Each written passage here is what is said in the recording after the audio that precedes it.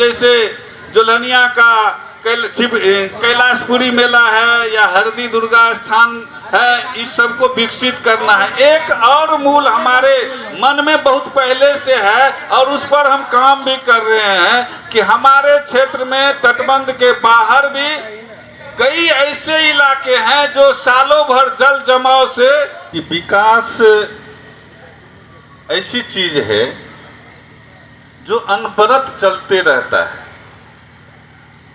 विकास दो तरह के होते हैं। एक मूलभूत सुविधा है जिसके बिना जीवन व्यवस्थित नहीं हो सकता।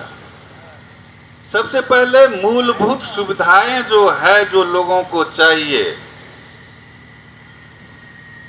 हम सभी जानते हैं कि पहले जब आज़ादी मिली थी हमारे देश को, तो उस समय में प्राथमिकता हुआ करता था रोटी, कपड़ा और मकान। उस समय की आवश्यकता थी रोटी, कपड़ा और मकान। वहां से चल करके हम लोग आज यहां तक पहुंचे हैं। तो विकास सतत प्रक्रिया है।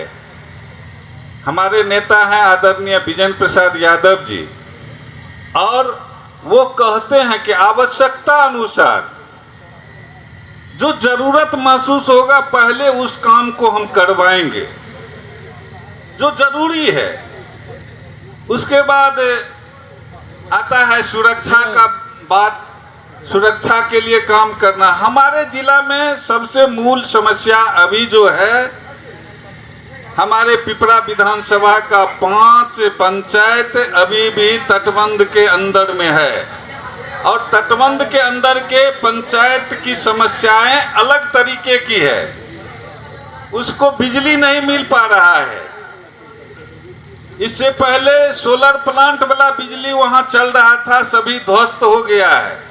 इस बार वहां तटबंध के अंदर में हर एक गांव तक ऑन ग्रिड बिजली पहुंचाने का काम शुरू करवाया गया है। टेंडर हो गया, ठेकेदार आ गया है, वह काम शुरू होगा।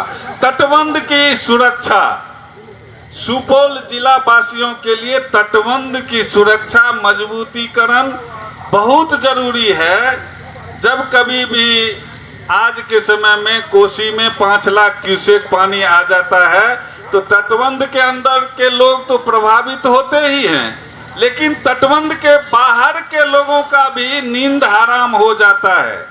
इसके लिए तटबंध के मजबूतीकरण के काम के लिए हम लोगों को काम करना है और मजबूती से काम करना है। एकड़ जमीन अधिग्रहित किया गया है, उस पर काम चल रहा है।